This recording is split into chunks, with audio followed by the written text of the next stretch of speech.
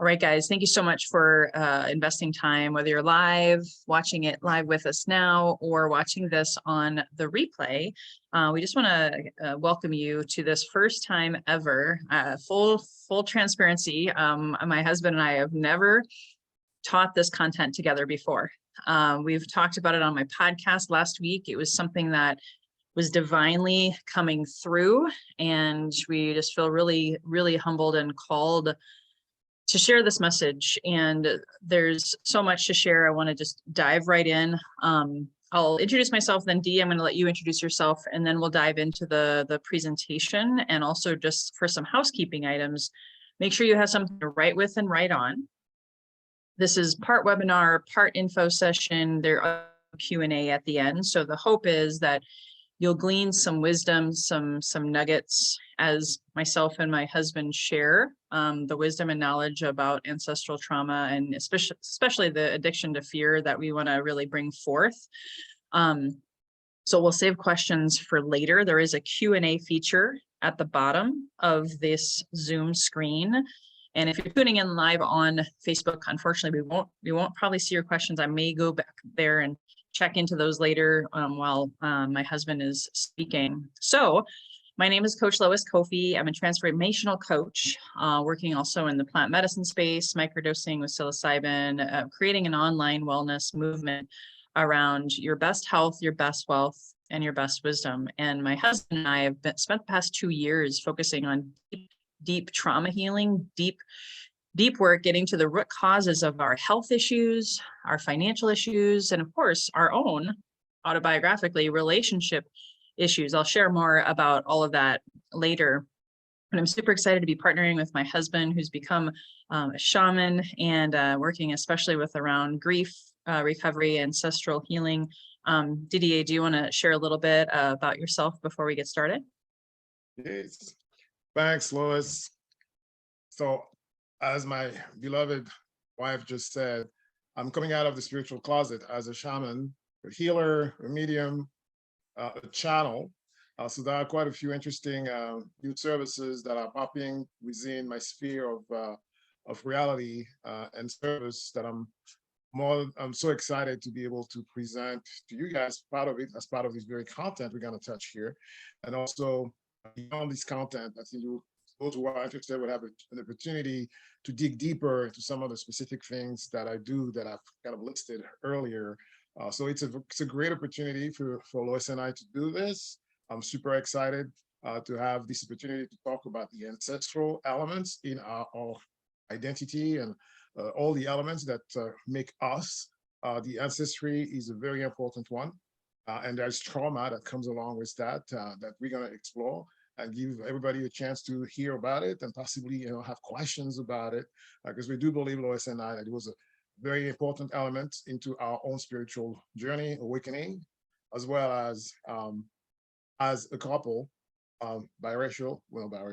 Yes, we're biracial. Interracial. Interracial, okay, yeah. Interracial element of our couple. Think about it, it's completely different lineages here coming together. And also we have to reconcile that, to be able to find each other all over again. So some of those things we're going to talk about, and how connecting to our ancestors also helped in making our marriage more enjoyable and fulfilling. Awesome. Wonderful. Well, thank you so much. If you're just joining us, we are already on our way, and we're super excited to share this never before given content. So we also are open to your feedback and of course, questions. Our goal is to speak for hopefully no more than 40 minutes and then open it up for Q&A. So let's go ahead and get started. Didier, if you want to go off camera so they have a little more, there we go, spaciousness. So today we're focusing on how to break the crippling addiction to fear, and what is the root cause. For me and my husband, we believe there's all sorts of causes. I just want to acknowledge that we don't have the only answers. We don't have all the answers. But for us, these past 2 years, it's been a lot of the answers have been found deep in the recesses of not only our minds, but our ancestors' minds.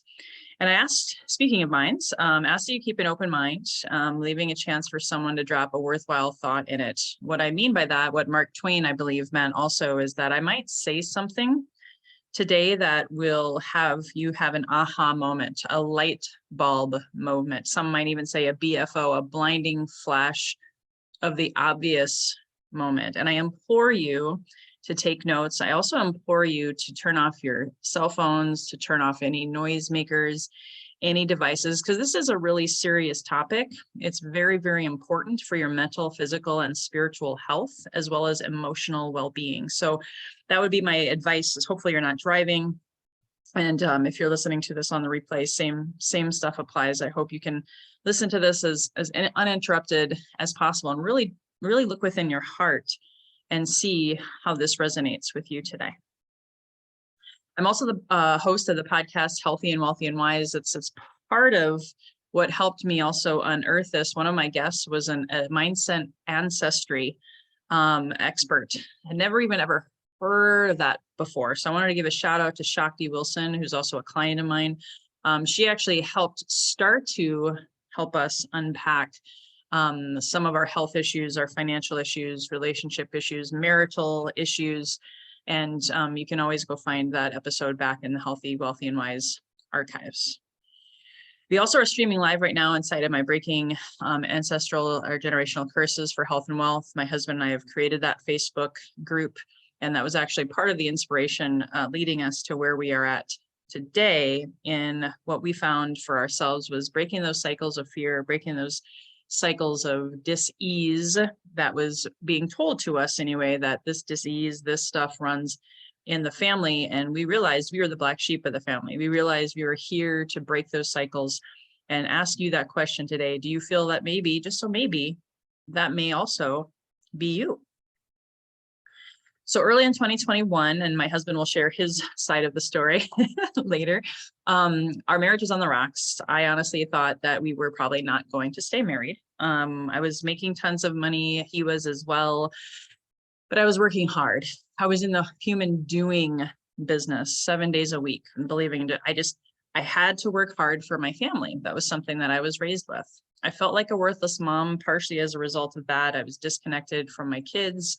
I was 30 pounds heavier than I wanted to be, and I was trying dieting. If you know me, I've been in the health and fitness industry for 17 years, and I know diets don't work, but that's how desperate I was. Clients were doing okay, but many were having similar stressors, looking outside themselves for all the answers and saying, I'll be happy some a day when I arrive at X amount of income or X amount of weight. I was binge drinking multiple times a week, depressed and shameful and judgmental and hard on myself about that. And I just really felt numb, dead inside. There was anxiety that was also driving that. I was struggling with grief. I had lost both my parents, my brother, lots of friends over a 20-year period, and really not ever dealing with it. I just thought, I don't need to recover from this. I just keep going. Everything's going to work itself out, right? So something was gnawing at me inside, and I wasn't myself. I knew that. And business coaches, therapists, courses, and books were not working for me. That whole self-help personal development thing. I even hired a subconscious mind coach, and honestly, it barely scratched the surface. I knew I had to dig deeper.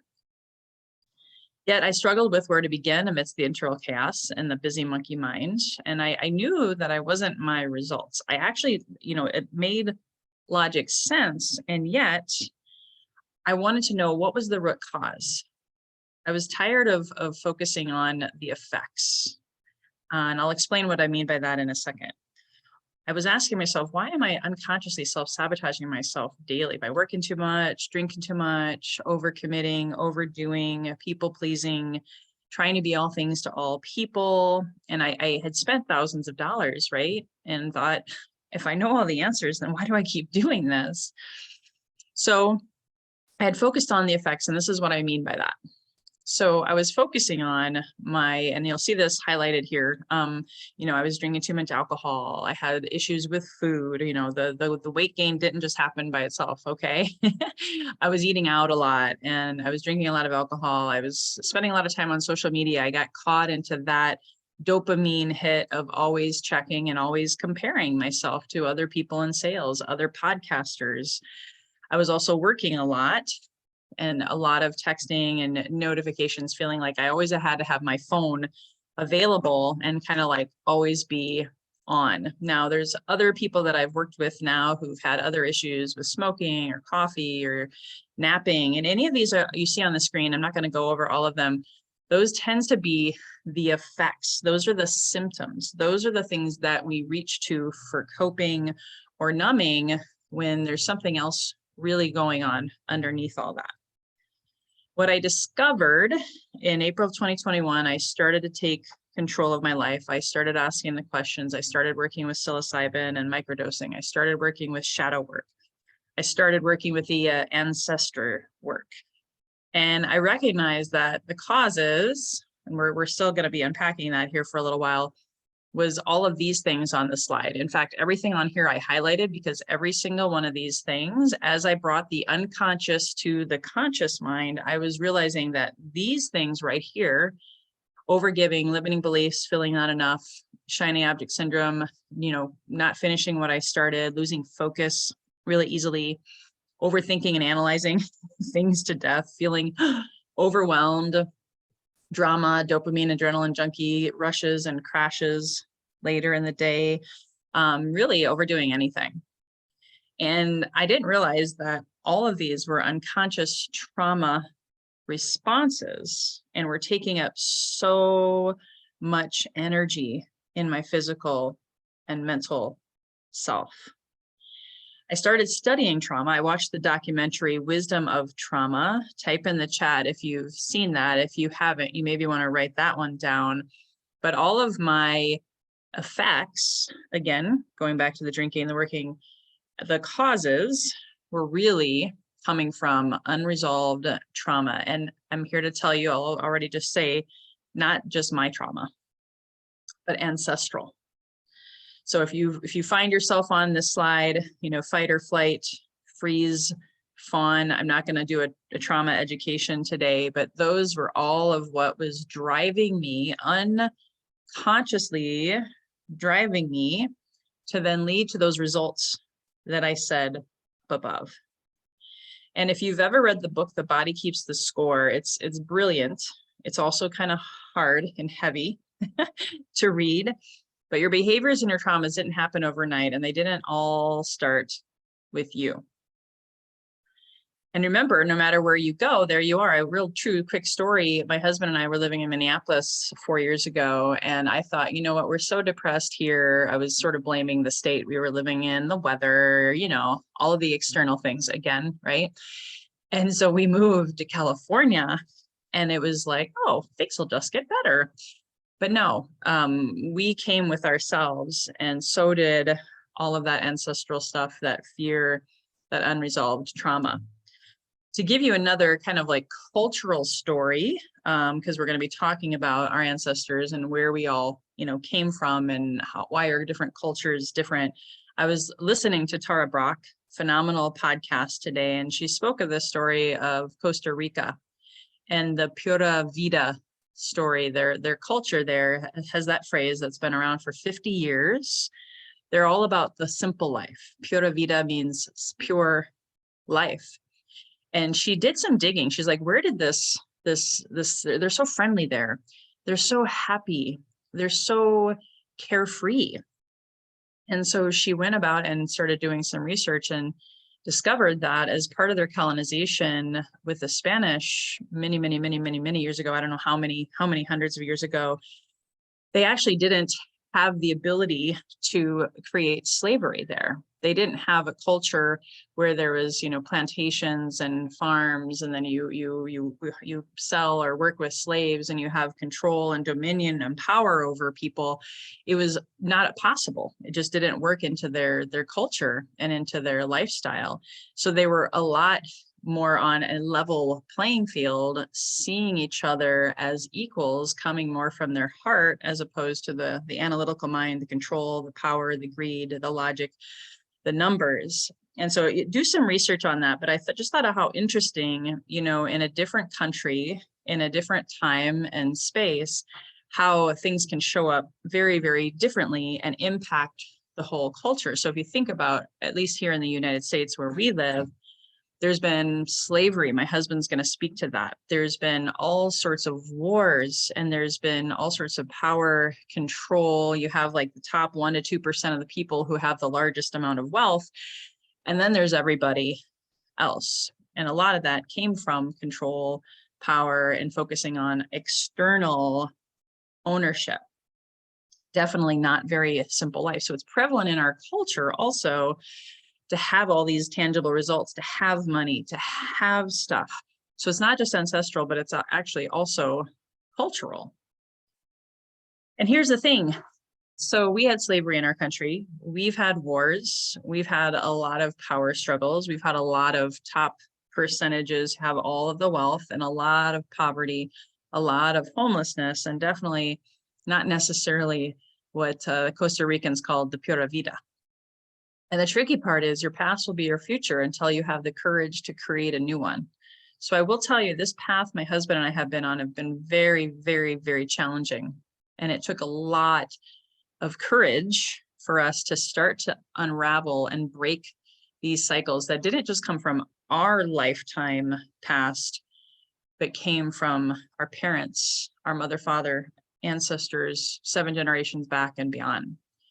And I realized I had been doing addictive behavior patterns my whole life, self-sabotage, limiting beliefs ever since I was a little kid. I was addicted to sugar. And then it was to achievement, straight A's. Then it was, I got to play every sport there is possible. Then there was getting into sales. Then there was getting into fitness, being just transferring one to another of that human doing and never really questioning, again, where did that come from?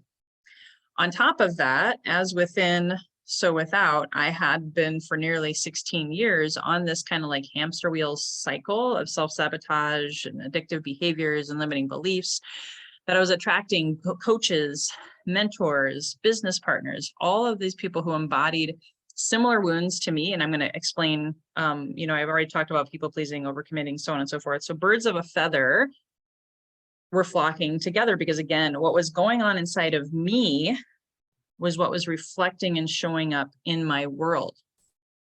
And so the more people I brought into my life that were like that, it just caused me to lose myself even more. And until I went inward, I could also not change what was happening outside of me. So I chose to slow down and become what you can see behind me on my Zoom slide, is to become super conscious about my fears, about bringing it into, I like to actually call it bringing in from the unconscious to the conscious. What was really going on inside of my body? What did I inherit?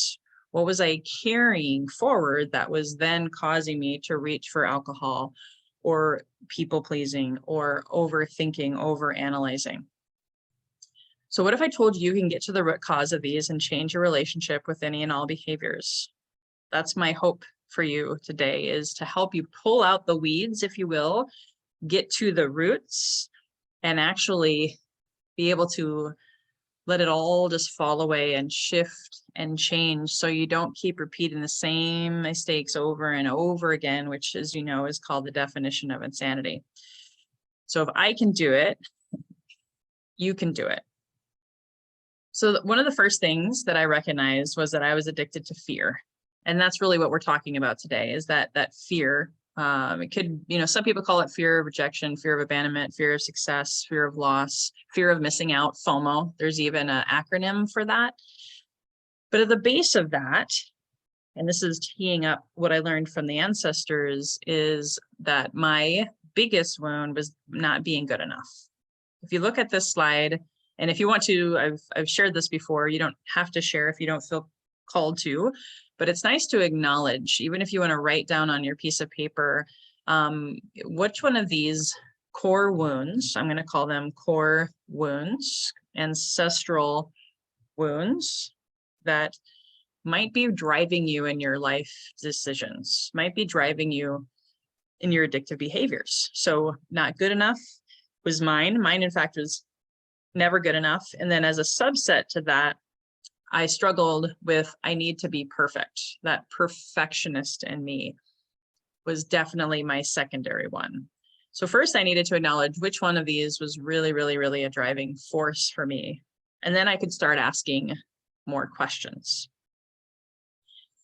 Then I started uncovering through work, both with plant medicine and without. So it works both ways, that I had a deep, deep, deep mom wound. And that was the first one that I really, really resonated with, because I never really had a mom. And I was born in a mental institution hospital.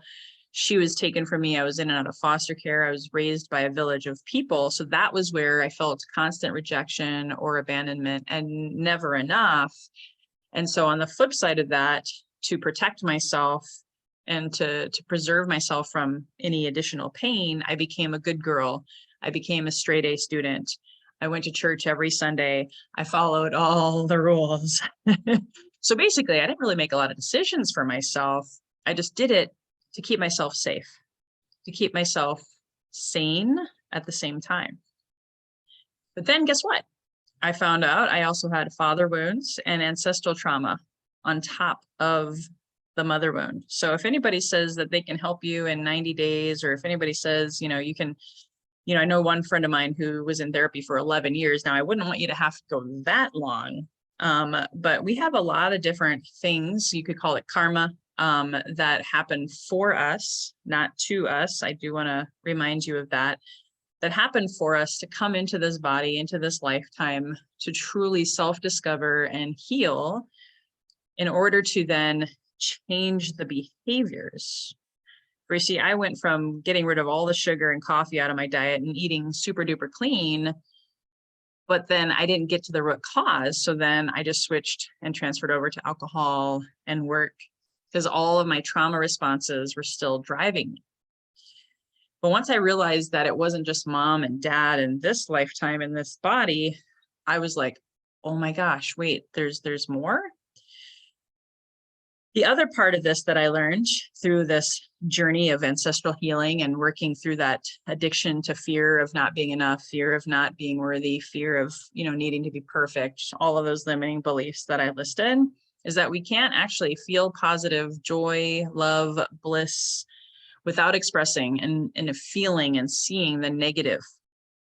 I used to think that was partially why I was drinking and working over or sugar, food, staying busy, was because I didn't want to feel those negative emotions because they were scary. And I'll be honest, it's really scary to have an anxiety attack.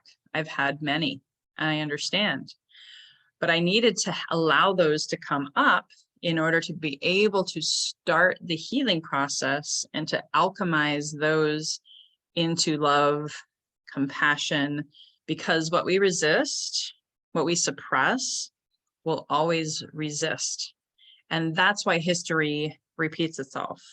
I don't know what your family was like, but my family didn't like to talk openly about anything that involved shame, fear, guilt. It wasn't acceptable. You just had to suck it up, buttercup, grin and bear it, pray about it, which again, I'm a praying person. I'm not saying that's a bad thing. However, you can't just pray it away. You've got to feel it. You've got to express it. You've got to acknowledge it in order to then transmit it or transmute it. So if any of this resonates with you, my question to you is this: if you feel like you're on the hamster wheel, if you feel like the definition of insanity, if you still have health issues, you still have weight issues, if you still have people-pleasing issues, if you still turn to sugar, or if you still turn to any kind of numbing or coping mechanism, but you're like, enough is enough, maybe you feel like me or my husband. Maybe you feel like you're the black sheep of the family that's here to bring new life to the family tree. Maybe you are the ancestor that changes everything for your bloodline. You are the golden light in human form brought to earth with a higher purpose. That's what we believe, that anybody that we speak to, anybody that we work with, this is a gift, even if right now it may feel that way. So throughout the past 18 months, really almost 2 years now, it's taken that long. Just remember that perspective. We've been working together, my husband and I, on our own stuff. First, I was blaming him for a lot of my issues and realized I was just looking in the mirror, and we had very similar wounds, but very different lineages like he had. And so I think the root cause of divorce actually is ancestral trauma. That's just my personal opinion at this point in the journey. And once we got to those roots and pulled them out and looked at them and then could have love and compassion first for ourselves, then for each other, it was like, oh my gosh, wow, where has this information been our whole life? Our marriage became the best ever. We still argue, right, honey? But now it's more of a debate and how we can quickly transmute it into, aha. So that's what the ancestors want us to know. That's what's happening right now. We're making money in the flow of current passion. I'm no longer doing the things that I think I should or that I have to work hard to do it. Deeply connected with my children. I shed the 30 pounds without dieting or even actually doing anything special. My autoimmune disease numbers dropped 100 points. Clients are having massive spiritual, emotional, health, and sales breakthroughs. I reframed, notice I said reframed my relationship with alcohol, food in alignment with my health. I changed my relationship with grief. I'm the highest and best version of myself. And when my ego flares up, I observe it and I get curious. And I'm entrusting my internal wisdom. And a lot of this, again, has come from ancestral focus. I also discovered some other tools that came through actually my ancestral study of healing. You know, if the body keeps the score and you're working through ancestral trauma, this is just a PSA, a public service announcement. You got to get it out of your body. How do you do that? Just food itself, nutrition by itself won't work.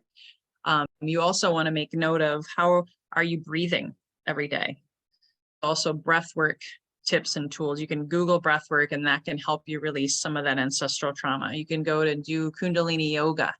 That helped me realign my chakras and balance my feminine and masculine energy. That was huge. Meditation every day, connecting just not only with myself, but with my ancestors and building that practice was critical. Superconscious creation, which is just basically a fancy word for saying making the unconscious conscious. And then, of course, how are you fueling your body? Nutrition. Are you nourishing yourself and making sure you have great food? Food is your medicine. That's also something that our ancestors do teach us. It's just a lot of times in this fast-paced, fast food society, we forget about the importance of those. So those are some just really quick tips on also what helped me process the ancestral trauma and to bring it forth. So in summary, we've been working on the main bodies. Remember, but the body keeps the score. That's not just the physical body. It's the mental, the physical, the spiritual. And then we have something called an emotional pain body. And again, you can't heal the mind without healing that part. And that's where a lot of the subconscious wounds show up. Those emotions that we don't want to look at, those emotions that we often drink over, work over, whatever, insert, a behavior here over. We want to help bring that emotion up and move it through, bring it up and move it out of your body. Because if it stays stuck in there, and first awareness is the first step, bringing forth the ancestral trauma, bringing forth the ancestral wounds, the shame, the fear, the guilt. You don't know about it, you may not always necessarily be able to also then release it. So we want to work with the ego, the subconscious, the superconscious. That's, if you see that on the slide, I put the ego with the mind, the subconscious with the body. That's the unconscious where everything's being held. And then, of course, the superconscious being our spiritual health, working collectively with all of those, along with being aware of the ancestral traumas and the fears, was really, really important. So I'm just going to go ahead and skip this slide. I want to get to just a couple of my own testimonials of what I've learned, and then I'm going to turn it over to you, Didier. Okay. So what we focus on, my husband and I, with our clients weekly, is oftentimes the ancestral trauma, breaking those generational curses. If it's something runs in the family and you want to break that cycle, that's where we want to start. A lot of people even have religion or spirituality wounds. Again, that can come. When I share with you one of my stories, I had a deep one of those where I was really feeling separate, disconnected from the divine. And it had to do with this lifetime, but it also had to do with ancestral trauma as well. Life events, if you've had divorce, if you've had business failures, maybe multiple business failures, that happened to me actually.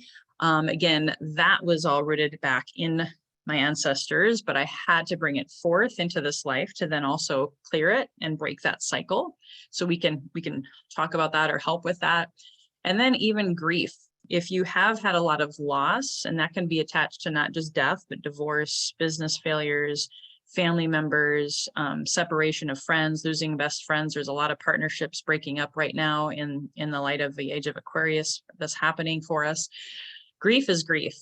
And you can actually still be feeling grief from, yes, you guessed it, ancestors, and it can just become a constant vicious cycle. So these are some of the key wounds that we've uncovered, because you got to remember that at minimum, our bodies carry 7 generations back the DNA of our ancestors on both sides. So you got mom, you got dad, and depending on the scenario, maybe you were adopted. Technically, then you might even have double. Because nature versus nurture, but your ancestors, your bloodline is still where a lot of your stuff is coming from. It's not all you, and it's not all in this lifetime. So I was personally stuck with the fact that alcoholism ran in my family. So for me becoming a binge drinking workaholic, it was just kind of almost expected. That was in my unconscious mind. Mental illness ran in my family. So whenever I got depressed or had anxiety, I was like beating myself up, like thinking, oh no, this is a self-fulfilling prophecy. It's in my blood. I can't change it. I can't. Right. And then of course, autoimmune disease ran in my family. A lot of the youngest women in our family, I'm the baby of 4, would develop autoimmune diseases in their throat, which again was ancestral. Right. So I'm here to break the cycle, and I invite you to consider maybe that's for you too. Because as a species, I like this quote, we are addicted to the story. The family doesn't just pass down recipes. I'm here to tell you, they pass down stories.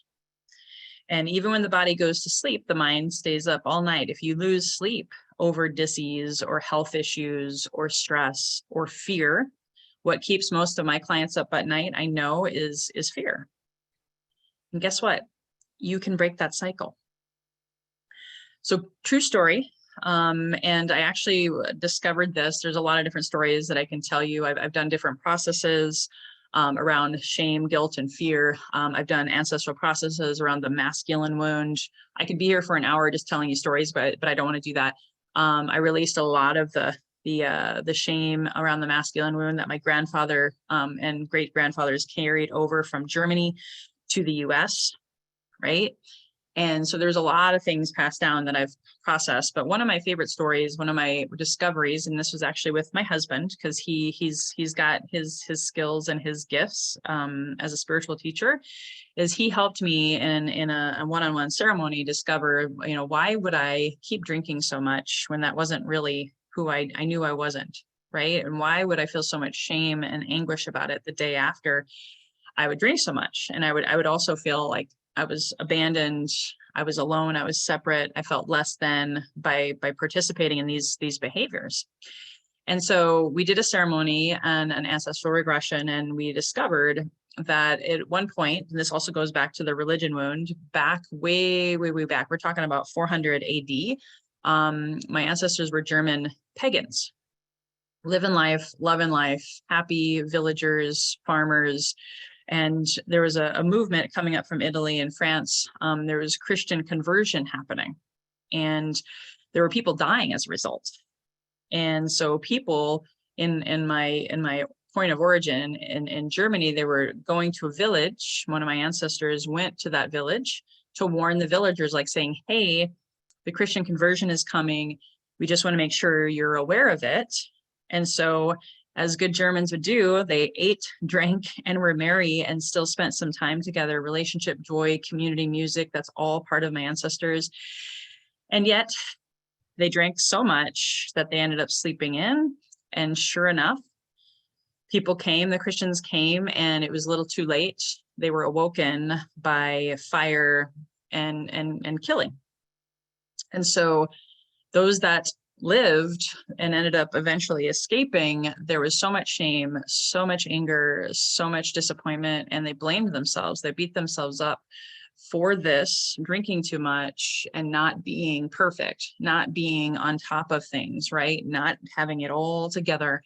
It was beyond their control, and yet they judged themselves. They had so much shame, and that was then passed down to me. So once I could understand where its point of origin was, I could pull it out by its root and have such a different relationship with alcohol, have such a different relationship with that abandonment or that need to be perfect.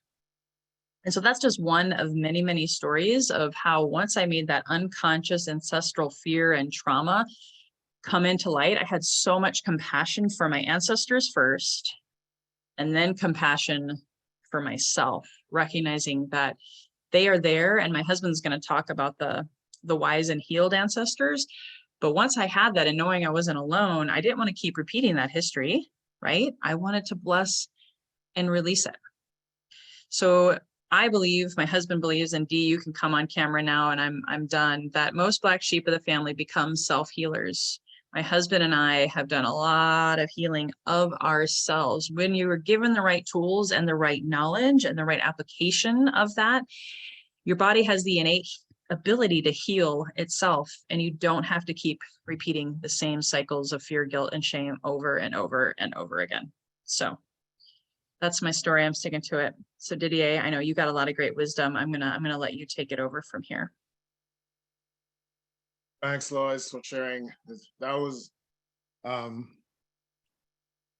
very, very impactful, very deep, very profound statement or series of statements that you made, and ending it with the example of this regression of ancestral history that we did together, starting to better understand and through something concrete, something real, the nature of carrying ancestry influence through the generation up to this very moment. You know, us living now, we are the outspring of all of this ancestry that goes thousands and thousands and thousands of years back. So I would like to continue a little bit on that statement of how far back we go, and give a few examples also to support the need for every person who's currently living, and in particular, you people, watching this, this program or this broadcast, to be aware of the influence of ancestry. So I'm going to take a very simple approach to that by starting right here. Who am I? I'm an African born of 3 different countries, now called countries in Africa. But when I started looking a little bit deeper, I became curious about, before those boundaries were drawn to name those countries, which was done actually through colonization from people from the western side of Europe, came down to Africa and started colonizing the great majority of Western Africa, Central Africa, and even Southern Africa, right? Who were my ancestors? Back then, there was no concept, per se, of country like we understand now. There were kingdoms and tribes. So I discovered that, goodness gracious, I have about 6 different tribes in my immediate, immediate grandfather and grandparents' lineage. The 6 different tribes in West Africa have influence on me. I am the crossroad of 6 different tribes, cultures, wisdoms, histories in Africa. So to me, it was enlightening to make that realization. And it kind of prompted me to figure out, okay, what part of this is actually influencing my life? And here's the beautiful thing. The ancestors, and I'm going to talk a little bit more about them, healed and wise. So these are your ancestors who had that have already had their lives in the past, passed away. Somehow they crossed, they move into a different realm. I do very, very, very strongly believe that the soul continues after the physical life is done, cross into a different realm. The healed and wise reach out to me because they knew what was inside me. They wanted to remind me of where I came from. So they're the ones who actually triggered that awareness or that curiosity to start digging into my ancestry. They did it in very dramatic ways. You know, I don't have too much time to go into that. Let's just say briefly, it involves things like ghosts, encounters of entities that are not necessarily easy to identify if you haven't been initiated to this kind of stuff. Encounters with angels, as well as encounter with great masters. We're thinking about Jesus, Lord Krishna, Lord Shiva, from other cultures, right? But they were present somehow, working with my very ancestors to put the finger down on me and put a little bit of fire under my butt and says, Didier, remember who you are. And I started remembering. And to give you an example of why I needed to remember, up to that point, which was about 2 years ago, when the fire was put under my butt by my ancestors, working in collaboration with very powerful, very loving divine entities. Before that, I was not really giving the credit or the credentials to the rich ancestry that I had within myself, because that ancestry actually had been suppressed by the culture I had been living in. When I was very young, my parents took me from West Africa to France, where I spent about 10 years of my life there, growing up, like age 13 to 14 or so. And I was in a different place, not my ancestry place. I was surrounded by a lot of different cultures too, because the place where I grew up in France is Paris. Paris is a melting pot. So at least I had the opportunity to encounter a lot of different cultures within this melting pot of Paris. But I was not necessarily fully rooted in my very own. And then a lot of influence came from that. A lot of it was Western culture influence, was put on top of me as a model of life, of values, of goals, directions, meaning of my life. And I adopted them almost unconsciously, suppressing, by doing so, suppressing the heritage that was deep inside me. When my family, I was at the age of 14, my parents returned to West Africa, and I started becoming a little bit more curious about the place of origin of my ancestors, at least one of them. We went back to the Ivory Coast, Côte d'Ivoire in French, and within Côte d'Ivoire, actually, I only have one tribe of all the 6 that I talked about earlier.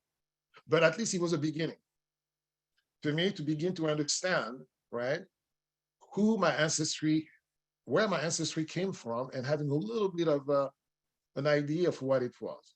And that was very, very superficial still.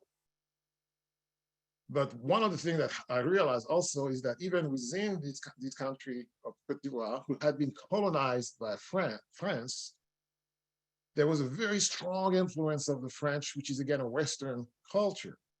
And I'm not saying that it's a bad thing. I'm just saying that it was presented as an example to me to adopt and follow more than my very own, African roots. And surely enough, as soon as I had the opportunity, I left, Ivory Coast, Côte d'Ivoire, to come to the United States, another very Western, culture-driven place on earth.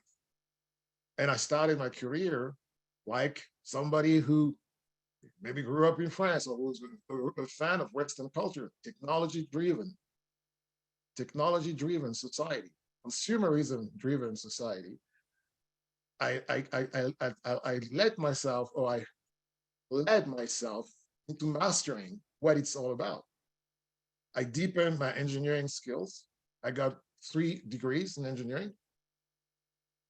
And I started working in that field of very, logical, predictable, scientifically based,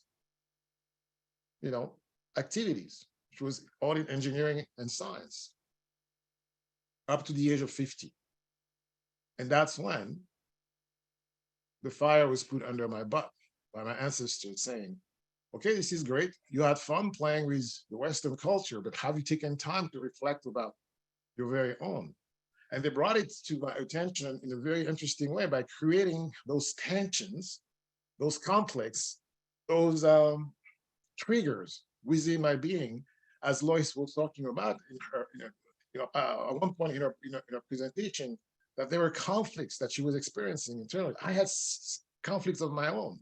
I was not necessarily the happiest. I was not necessarily the most stable and even the most fulfilled person with all the things that I had accomplished. Following that Western culture model, I accomplished enormous things professionally. But I was not fully myself again.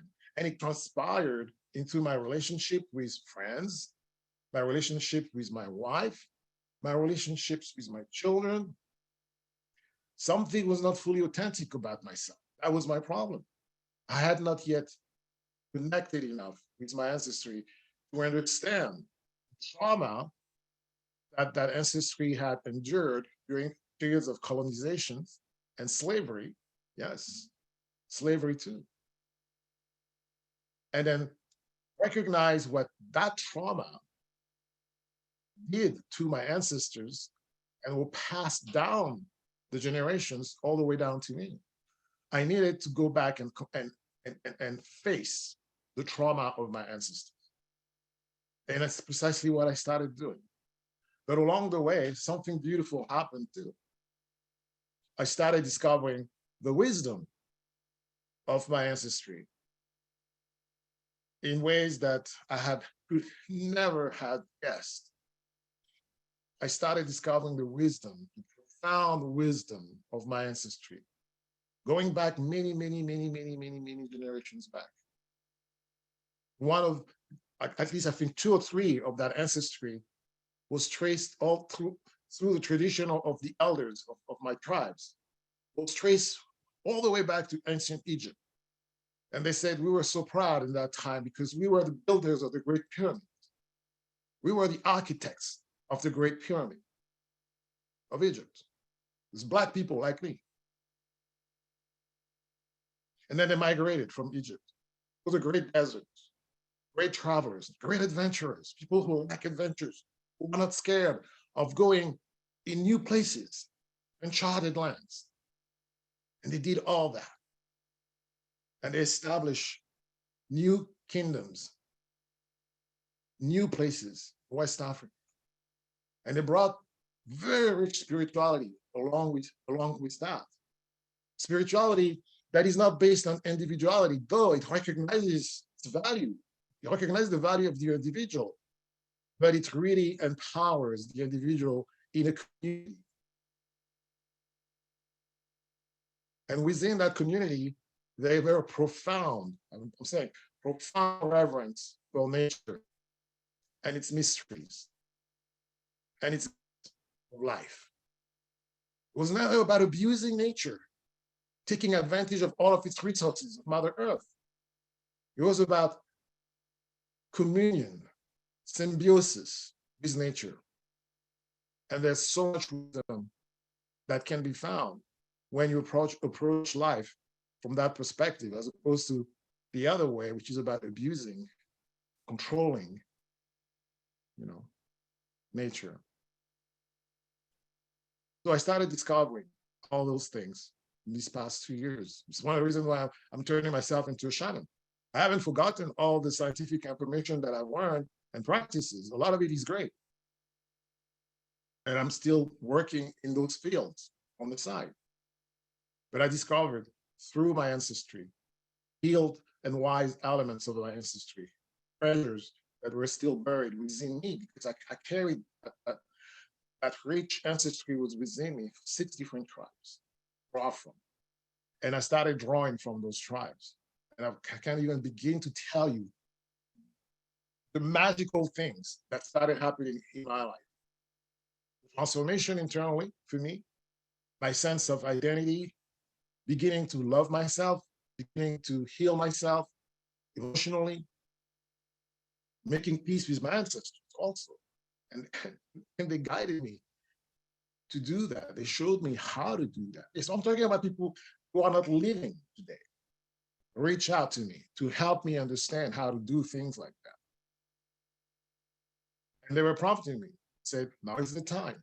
You have to share that information with others. You have to be able to help people understand life from those different perspectives, or holistic versions of living human life on Earth. And it helped in my marriage. It helped in my relationship with my children.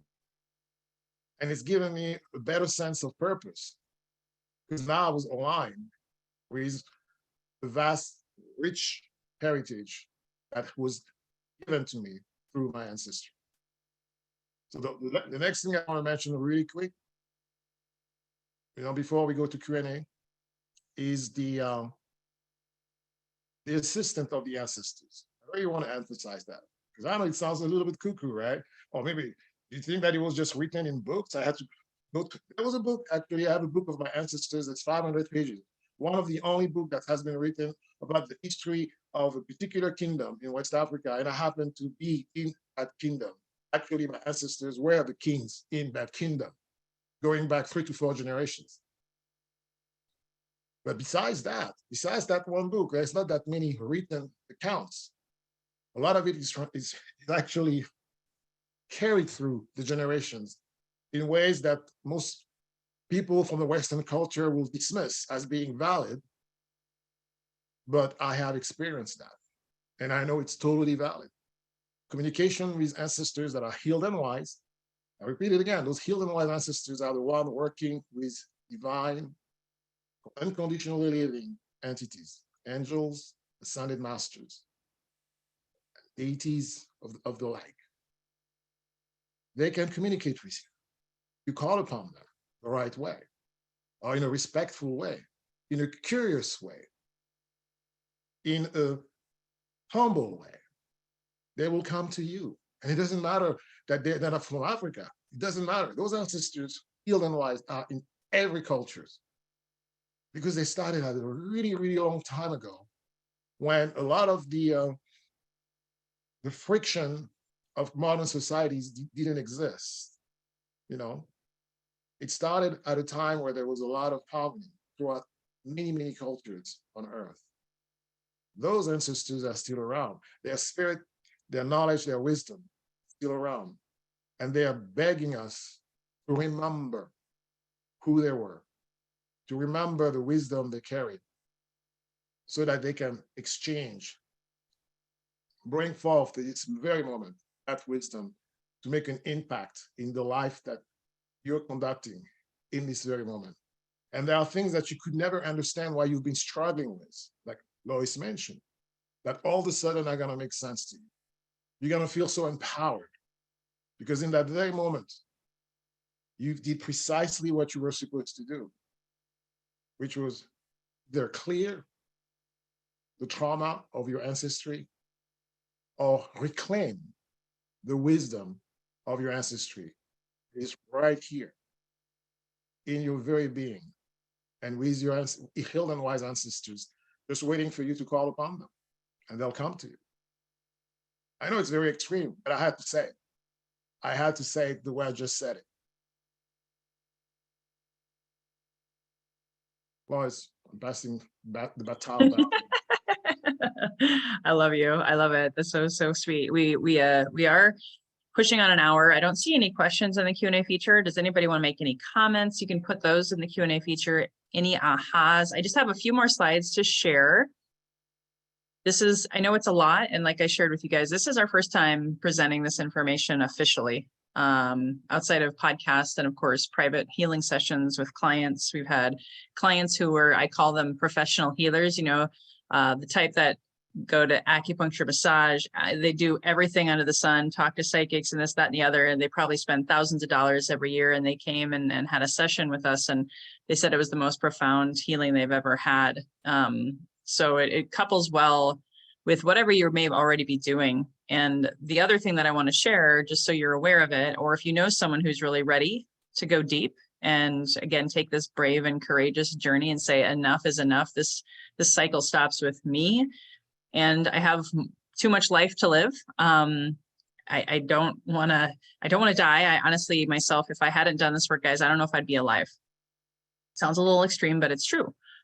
I've had a lot of friends commit suicide. I have had a lot of family members and friends die of alcoholism, addiction, things of that nature. And I actually, for better or for worse, I get it. When you have such deeply rooted wounds inside of you from past lives, past family members, ancestors, and you don't have that love and compassion and wherewithal to pull it out, that's why we're on so many medications. That's why the healthcare system is a sick care system. There's no prevention. There's no getting to the root cause. It's just, hey, let's take another medication, shall we? So you do got to be ready to heal your mind, your body, and your spirit. But I got to tell you, life has never been more fulfilling, more rewarding, more blissful than it has for me now. And I feel like I just getting started, and it's never too late. It's never too late. Part of why this works is it is not just spiritual, it is scientific. Rewiring your brain with taking aligned action. Rewiring your brain with taking aligned action gives you that forward progress. It builds new neural pathways. So that's part of what Dee and I are working on. So it's not just coming for a healing session and then that's it. I will tell you there's no quick fix here either. We do also want to mention that the world is changing. If you haven't been noticing, it's called the Age of Aquarius. Some people say it starts this month and goes through the end of 2024. So this year and next year, man, are going to be ass kickers. I'm just going to tell you, and I'm not saying this, you know, again, we're getting rid of fear. I'm just giving you the awareness that if you feel like life is in upheaval now, there's good reason for that. People are waking up. They're having an awakening or an enlightening time because we're changing as a planet, as a solar system. So I want to show you the crux of this is that healers are becoming more powerful. That's why my husband has the gifts that he's got and the gifts that I have now. They're coming online. And if we hadn't purged the ancestral crap, guess what? We'd probably be cuckoo for Cocoa Puffs. I don't know where I'd be right now. I might actually be in a mental institution because I needed to clear that ancestral trauma in order to allow the gifts to come in. More people are uncovering those psychic gifts and developing. People need to learn or earn a living in a more meaningful way. My husband and I are both way, way more into meaning than we are money, which is very counterintuitive for most Americans, especially. People are less willing to compromise in love. Lots of people are breaking up, business partnership, marriages, all of these kinds of things. That's why my husband and I were in friction because we were both waking up, but we didn't know what to do with it until we got to the root cause. So there's going to be more divorce. There's potentially going to be more mental health crisis. There's potentially going to be more suicide. And we don't want that. We don't want that for people. It's more difficult to conform. If you don't conform, you know, there's peer pressure, there's Facebook, there's all of these things, right? You can feel really alone and feel really separate. And we don't want that for you. So you got to find community that is allowing you to shine your light. We like weird here, my husband and I. We tell our kids it's great to be weird. And that's a shift with the Age of Aquarius. But oftentimes it's scary, isn't it? To speak your truth, to really be seen and be heard and be paid. If you have a business of your own, how are you going to do that? And I believe you all have something unique to offer to this world. You just got to have the right support. So in this changing time, I believe we're learning to call how to reparent those places in our emotional psyche, in our ancestral trauma wounds that have been abandoned, that have not been talked about, that have not been seen, been heard, been felt. We're learning to find that maturation in ourselves, right? I'm not putting marriage and family therapy down or traditional psychotherapy down. It's just, there's so much more that's got to be revealed and released in a loving and compassionate healing way, not necessarily a talk therapy way. In my opinion, you can you can work with them and with us, you know, if you so choose, that's totally cool. But we're wanting to help you find that sacred union within of that masculine and feminine polarity that we all are. You don't have to be a man or a woman. We all have masculine and feminine polarities inside of us, that mother wound, that father wound, and then the lineage wounds. That's what I'm talking about. If you don't know what I'm talking about, I just wanted to clarify that. So how are you going to enter this age of Aquarius? How are you going to shine your uniqueness? How are you going to heal and reclaim your spiritual gifts? Speak your truth, be seen, be heard, and be paid. Well, Dee and I are rolling out our first ever course, program rather. I don't want to call it a course. It's a program on breaking those generational myths. You'll receive 3 one-on-one coaching sessions and processes that we've been through ourselves and or we created and have tested on ourselves and other guinea pig clients who are seeing results. 4 group coaching sessions. So you'll have some private time because this is not necessarily stuff that can be done in a group. And then you'll have the group so you won't feel alone. So you'll feel connected to like-minded people. You'll also have member vault access for all of my health and wealth courses. We have health and vitality course. We have how to heal your relationship with money course, weekly meditation classes, breathwork and yoga, super conscious classes. That's what I was talking about with rewiring the brain and making the unconscious conscious and then taking aligned action. And then there's also inner child healings and all sorts of stuff. There's actually more than I could fit on this slide. So it's $8,000 value. There's limited space, and we're only charging $19.97 for this 7-week program. You can also make payments of $697. The start date depends a little bit on you, but we're looking at late March or early April. And if you know someone who could benefit, we are also happy to pay referral fees for any affiliates out there who believe in us, who know that there's people out there who are sick and tired of being sick and tired, who are ready to shine their light, ready to truly heal, not just put Band-Aids on. So it's probably going to hurt a little bit more than going to the chiropractor or acupuncturist, but it's meant to get to those roots so that you can live your best life. And the best part is you're healing your descendants, your grandchildren, your great-grandchildren, people who aren't even born yet. And then you're healing the lineages backwards. So is there any questions on anything else that I've shared? I know we've gone just a titch over. Oh, Corey, do you mind putting that in the Q&A feature? Dee, I think you should come on screen for this question. I just happened to see it. So Corey did ask, but if anybody else has questions, put it in the Q&A feature. How do you begin the contact with ancestors, angels, descended masters? I think she means ascended masters, maybe. Do you want to answer that one, Didier, while I get some water? Yes, absolutely. The start of it, I'm pretty sure has already happened. They're usually the other ones just poking you, and you just need to be coached a little bit, or trained initially on how to recognize the signals that they've already sent you. Every single one of us has them, you know, and they've been sending you signals in a very discreet way, or sometimes in a less discreet way, like in my case, they really wanted me to take action. So we do that. We help you understand what are those means, those tools, and it's very subtle ways, right? And it involves extrasensory abilities, you know, all those clear abilities that you hear a lot about people who are doing some of the spiritual work. They use that. But you need to be trained a little bit better on how to recognize that and where it's coming from, and how to show discernment, because not everything that you hear is coming from a healed and wise ancestor or an ascended master. No, sometimes it comes from other places. So you need somebody to train you, and then I do that as part of the services that I do offer. And it's both the ascended masters, the spiritual deities, the angels, the archangels. I help with them, as well as your healed and wise ancestors. They all can communicate through me, through you, and I can help you understand how that communication works. Yeah, and I use the super conscious work. So there's the mother wound, father wound classes, and then there's the guided regression, and it's a process. That's why we give you both the group and then the one-on-one stuff, and everybody's going to be a little bit different. So we want to meet you where you're at. We can also work with someone one-on-one. Obviously, that's going to be a bigger investment. But if someone really, really wants deep work, then one-on-one, and it can be all virtual. We are here in San Diego. So for those of you who are local, you can come and meet with us in person. That's not included inside of this program, but I'm just putting that out there. And if you even wanted to come for a one-time healing session, and then it can help you self-discover. The one thing I want to mention, really, really key, because we worked with a mindset ancestry person, phenomenal. But guess what? That was $2,000. And then what?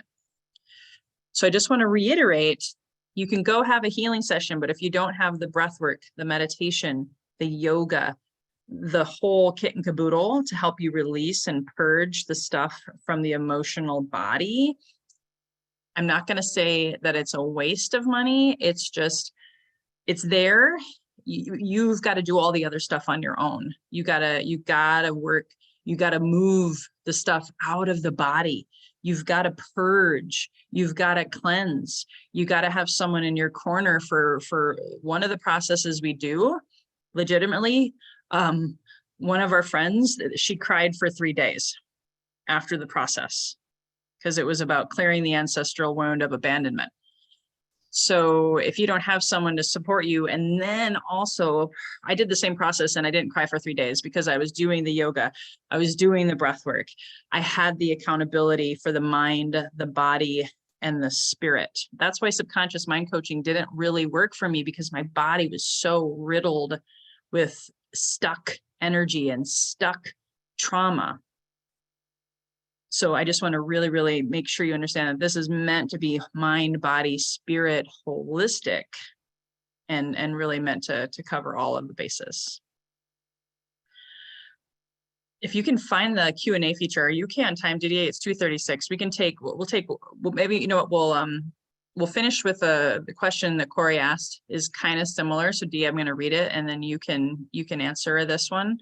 How do you contact your ancestors, ascended masters, angels, and spirit guides? Again, you would know all of that by the end of the 7-week program, because that's going to be unique to you and unique to each individual. There's no one way. You know, we've all kind of learned that there's only one way, right, to be. And we want to personalize it to you. But Didier, do you want to answer in your own words of what your version or answer would be to that? Absolutely. There are different modalities for doing that. A lot of it is done through those prayers, meditations, and there are rituals also that have to come along with that. So very particular rituals, which are actions that are taken both by the facilitator, like Lois and myself, and the person who wants to make contact. There are rituals, and we have particular elements that we use in the rituals, you know, facilitate that. But again, it's such a tricky thing to do it right that I'm not going to, you know, start putting that out there without having a one-on-one or closer exchange and understanding of where you are at and what can really work best for you. Yeah. And Corey, you kind of have that a little bit like in our meditation classes that you're in now. That's laying the foundation, because first you got to go inward. First, you got to embody that connection with your higher self or superconscious. You got to clear away the clutter. You got to be ready to receive. Like, you want to be a vessel and an antenna, right, Didier? So that's why we have the breath work, the yoga. You know, it's not just a quick overnight process either. So it's very individualized.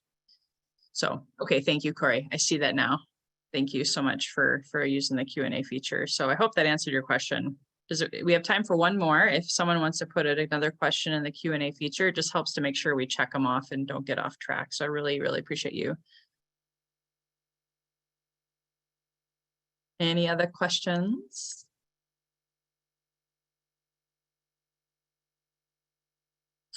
Dee, do you have anything else to add before we close? Nope. Just looking forward to serving.